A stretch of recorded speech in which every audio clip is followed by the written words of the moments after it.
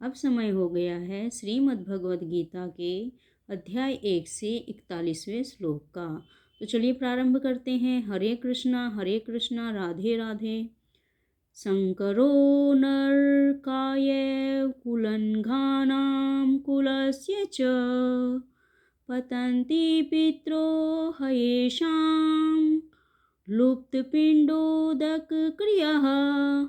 अर्थात अर्थ इस प्रकार से है। अवांछित संतानों की वृद्धि से निश्चय ही परिवार के लिए तथा पारिवारिक परंपरा को विनष्ट करने वालों के लिए नारकीय जीवन उत्पन्न होता है।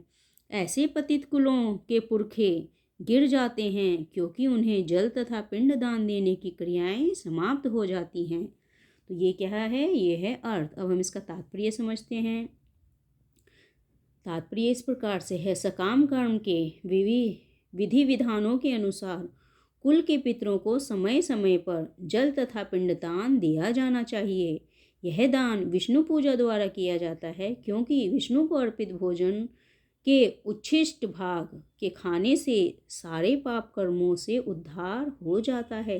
कभी कभी पितरगण विविध प्रकार के पाप कर्मों से ग्रस्त हो सकते हैं और कभी कभी उनमें से कुछ को स्थूल शरीर प्राप्त न हो सकने के कारण उन्हें प्रेतों के रूप में सूक्ष्म शरीर धारण करने के लिए बाध्य होना पड़ता है।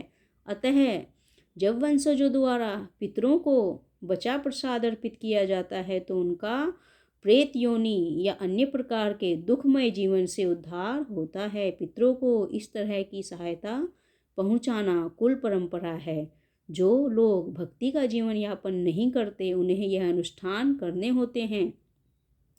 केवल भक्ति करने से मनुष्य सैकड़ों या हजारों पितरों को ऐसे संकटों से उबार सकता है। तो ये कहाँ कहा गया है? ये भागवत गीता में कहा गया है। तो इस प्रकार से इस श्लोक का तात्पर्य है। आशा करती हूँ श्लोक का तात्पर्य आपको समझ में आ गया होगा।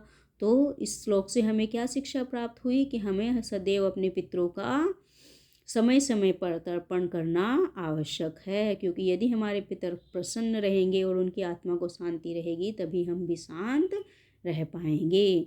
तो चलिए अब समाप्त करते हैं। हरे कृष्णा राधे राधे।